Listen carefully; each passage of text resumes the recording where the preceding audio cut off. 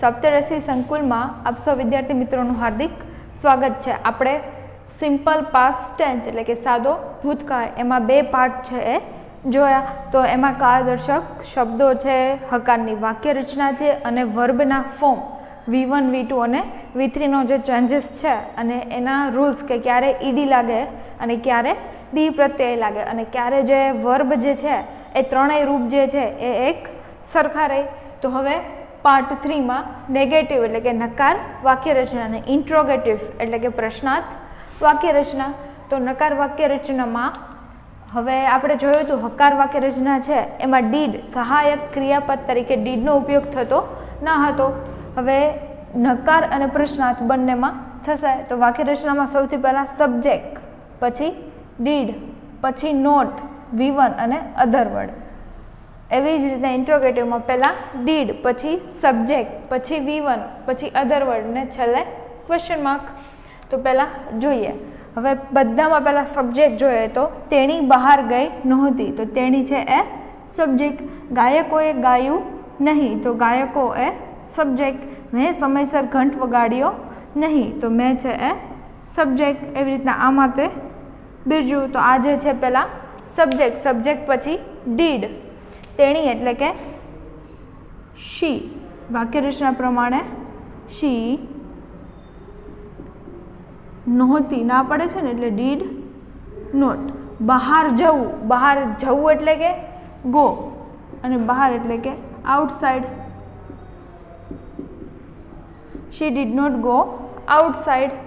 એવી જ રીતના ગાયકોએ ગાયું નહીં, ગાયકો એટલે કે સિંગર, નહીં ડીડ પ્લસ નોટ। ગાવું એટલે કે હવે જોજો આપણે V2 કરતા હતા ગોનું V2 થશે વેન્ટ, એવી રીતના સિંગ છે એનું V2 થશે સંગ। પણ આ જે નકાર વાક્ય રચના છે એમાં એકવાર ડીડ આવી જાય છે, ડીડ એટલે કે ભૂતકાળનું રૂપ અને બે સાથે એક ભૂતકાળ ભેગા થાય નહીં, તો સિંગર ડીડ નોટ સિંગ। એવી જ રીતના મેં સમયસર ઘંટ વગાડ્યો નહીં, મેં છે એ સબ્જેક્ટ થશે અને નકાર વાક્ય રચના પ્રમાણે ડીડ પ્લસ નોટ। વગાડવું, કોઈ પણ વસ્તુ જે છે એના માટે વગાડવું એટલે કે રિંગ, ઘંટ એટલે કે બેલ, સમયસર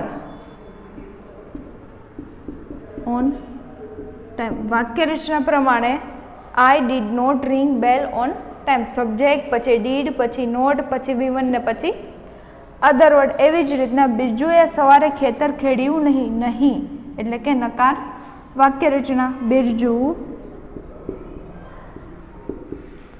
સબ્જેક્ટ આવી ગયું, પછી છે ડીડ, નોટ।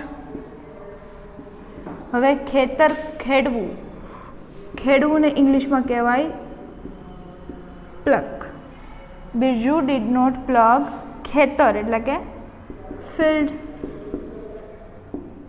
ક્યારે અધર વર્ડમાં આવશે સવારે, સવારે એટલે કે ઇન મોર્નિંગ।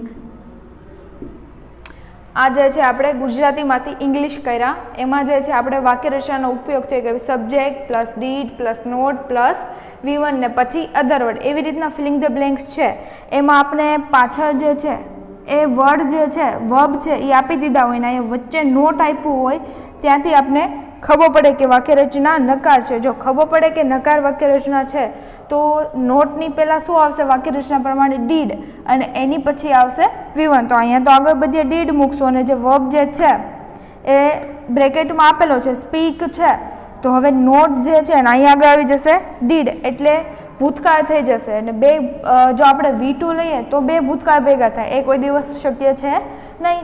એટલા માટે ડીડ અહીંયા લખશું ને પછી V1 નું જે રૂપ આપેલું જે છે બ્રેકેટમાં એ જ અહીંયા આપણે મૂકી દઈશું। આશીષ બ્લેન્ક નોટ બ્લેન્ક અલાય।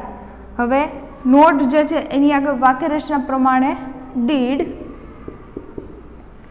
અને પછી છે V1 ને બ્રેકેટમાં ઓલવેઝ V1 આપેલું હોય એ અહીં।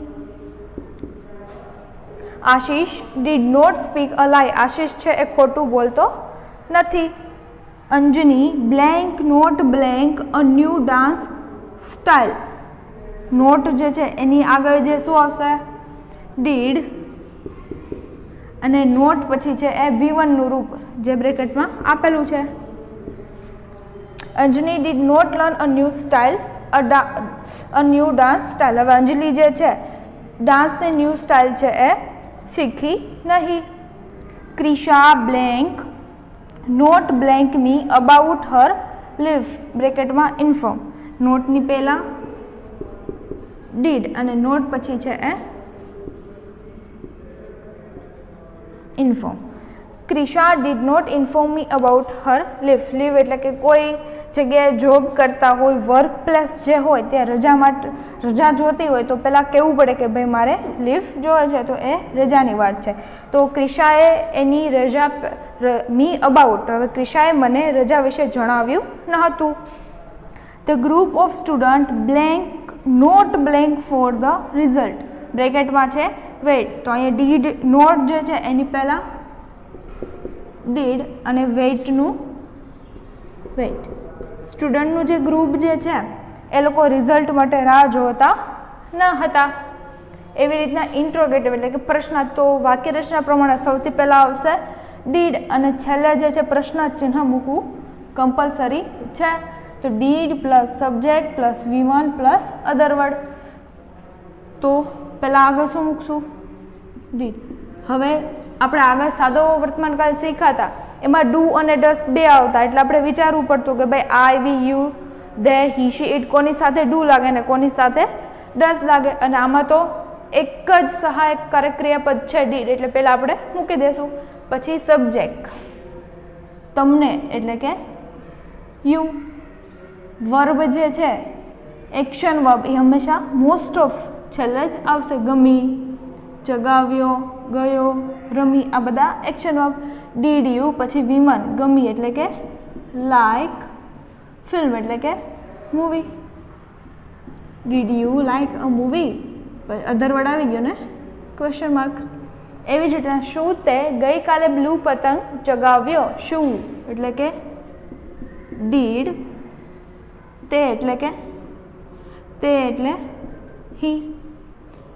ગઈકાલે બ્લુ પતંગ ચગાવવો, સબ્જેક્ટ આવી ગયો, ડીડ આવી ગયું, સબ્જેક્ટ આવી ગયું. હવે V1 લેવાનું. V1 એટલે કે ચગાવવું. ફ્લાય અ કેવી પતંગ? બ્લુ પતંગ. અ બ્લુ કાઇટ. ગઈકાલે એટલે કે યસ્ટરડે. અને છેલ્લે ક્વેશ્ચન માર્ક. શું તે શાળાએ બસમાં ગયો? શું એટલે કે ડીડ, તે એટલે હી. ડીડ આવી ગયું, સબ્જેક્ટ આવી ગયું. હવે V1 ગયો એટલે કે જવું એટલે કે go. Did he go to. હવે ક્યાં અધર વર્ડમાં જે છે એ શાળાએ પછી જ આવે છે, બસમાં ગો ટુ સ્કૂલ. હવે કોઈ નો સહારો લેતા હોય બસમાં જવું તો ના બસ દ્વારા જઈએ છીએ ને, એટલે કે આપણે એમાં બાય પ્રેપોઝિશન છે એનો ઉપયોગ કરવો પડશે. By bus. Question mark. શું નિશા ચેસ રમી? પહેલાં વાક્ય રચના પ્રમાણે ડીડ પછી સબ્જેક્ટ, સબ્જેક્ટમાં આવશે નિશા પછી V1. V1 એટલે કે એક્શન વર્બ, રમવું એટલે કે પ્લે, અને ચેસનું chess. Question mark. Filling the blanks. Blank you blank the teacher. બ્રેકેટમાં આપણે યાદ રાખવાનું છે કે ભાઈ ટેન્સ જે છે કયો છે? સાદો ભૂતકાળ. એટલે વર્બમાં જે આપણે સહાયકારક ક્રિયાપદ તરીકે ડીડનો ઉપયોગ કરવાનો છે. અહીંયા લોકોએ ડુ આપેલું હોય, આગળના ટેન્સમાં ડુ આપેલું હતું, તો આપણે ડિસાઇડ કરતા સબ્જેક્ટ જોઈને કે અહીંયા ડુ મૂકવું છે કે ડસ. તો આમાં તો કોઈ વિચારવાનું જ નથી, ડાયરેક્ટ જે છે અહીંયા ડીડ મૂકી દેવાનું. ડીડ યુ પછી વર્બ જે છે V1 એમનું એમ. એવી જ રીતના did you meet the teacher. શું તમે શિક્ષકને મળ્યા? Blank he blank down from the tree. ડુનું શું થઈ જશે? ડીડ. અને હી પછી જે વર્બ છે એમનું એમ. Did he fall down from the tree? શું તે ઝાડ પરથી પડી ગયો? Question mark. Blank you blank with your uncle do અને સ્ટે. તો વાક્ય રચના પ્રમાણે ડીડ અને V1 જે છે એમનું એમ.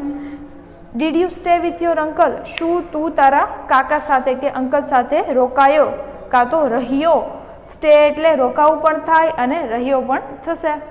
Blank the students blank in the class do અને ટોક. વાક્ય રચના પ્રમાણે અહીંયા ડીડ સબ્જેક્ટ અને પછી V1. Did the students talk in the class? શું વિદ્યાર્થીઓ ક્લાસમાં બોલી રહ્યા હતા કાં તો બોલી રહ્યા? Question mark. આપણે પહેલાં હકાર જોયું એમાં વાક્ય રચના એવી હતી કે ભાઈ સબ્જેક્ટ પછી V2 આવે અને એની પછી અધર વર્ડ આવી જાય ને આપણે નકારમાં જોયું તો સબ્જેક્ટ પછી ડીડ પછી નોટ V1 અને અધર વર્ડ અને ઇન્ટ્રોગેટિવમાં ડીડ પછી સબ્જેક્ટ V1 અધર વર્ડ ને ક્વેશ્ચન માર્ક. તો સાદા વર્તમાન કાળની જેમ સાદા ભૂતકાળમાં પણ જે હકારની વાક્ય રચના આવે એમાં હકાર વાક્ય રચનામાં એક ફેર છે કે ભાઈ V2 લાગે ને સહાયકારક ક્રિયાપદ જે છે એનો ઉપયોગ થતો નથી. વર્તમાન કાળમાં પણ એવું કે ભાઈ એમાં વર્બ જે છે એની પાછળ SKSનો ઉપયોગ થાય છે પણ સહાયકારક ક્રિયાપદનો ઉપયોગ થતો નથી. તો આ બે ટેન્સ જે એવા છે કે 12 ટેન્સમાં 2 જ ટેન્સ એવા છે કે ભાઈ હકાર વાક્ય રચના જે છે એમાં સહાયકારક ક્રિયાપદનો ઉપયોગ થતો નથી. આની પછીનો ટેન્સ આપણે સિમ્પલ ફ્યુચર ટેન્સ શીખશું તો એમાં પણ ઉપયોગ થશે.